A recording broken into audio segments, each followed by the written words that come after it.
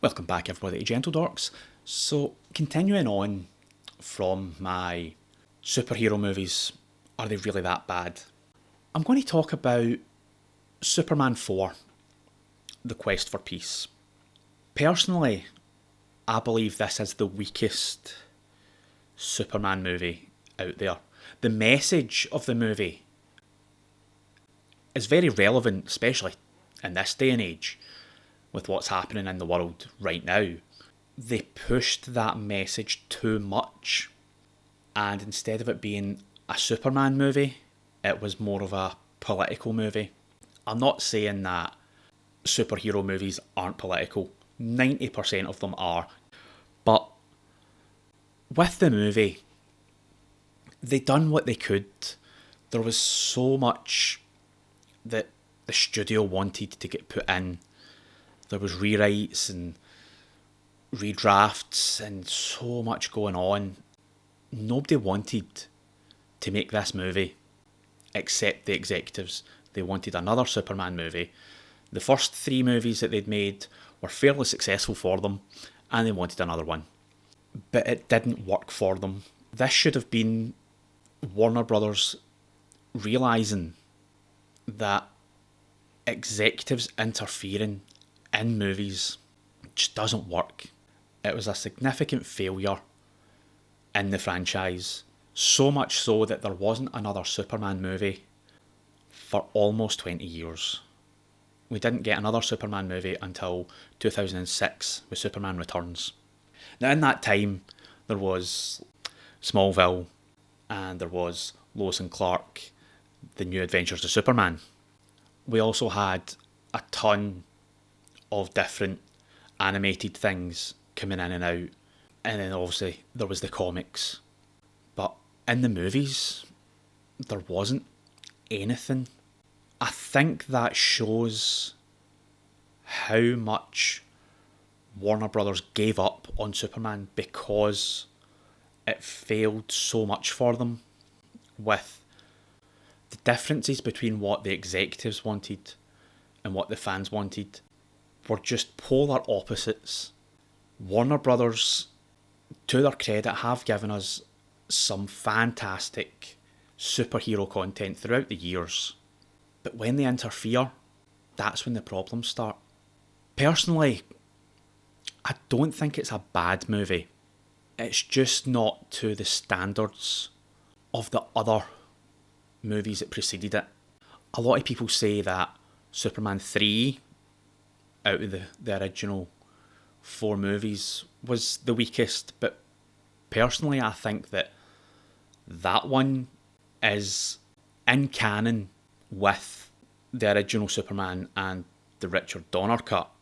I'm going to save going into the Donner v Lester cut in a different video because that's a story into itself. But Superman 3, the story was great and it done what it had to do. It told the story. But Superman 4, it didn't need to be a Superman movie. It could have been anything. They didn't need it to be superheroes. It could have been a political drama. It could have been a war drama. It could have been a spy thriller. It didn't need to be a Superman movie. They wanted to tell this story about getting rid of all the nuclear weapons in the world. Superman can do that in seconds if he wants to. But they wanted a political movie, and that's what they put out. Christopher Reeves, he said multiple times, I don't want to do this movie, but I have a contract, I'll do it.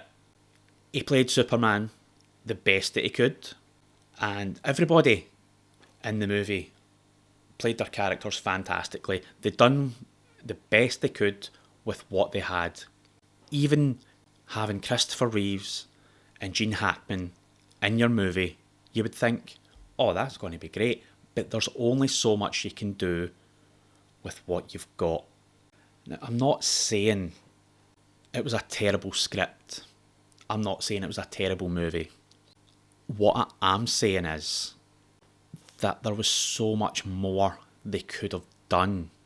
The CGI in the movie, compared to the last 3, was ridiculously terrible. It didn't need to be. They cut the budget by about 60% because they thought they could get away with it, and clearly they couldn't.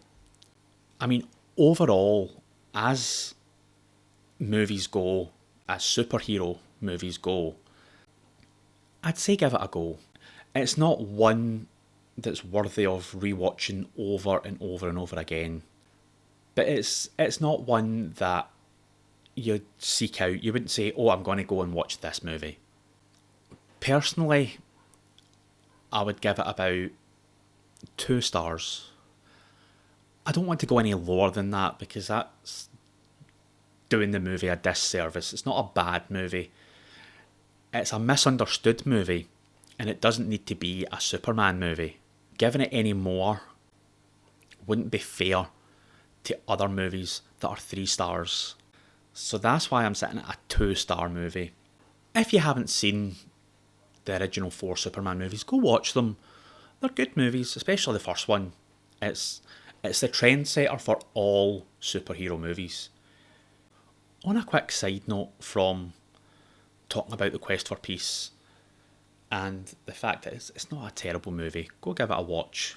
Judge for yourself. I'm going to talk briefly about the new Superman movie that's coming out in July.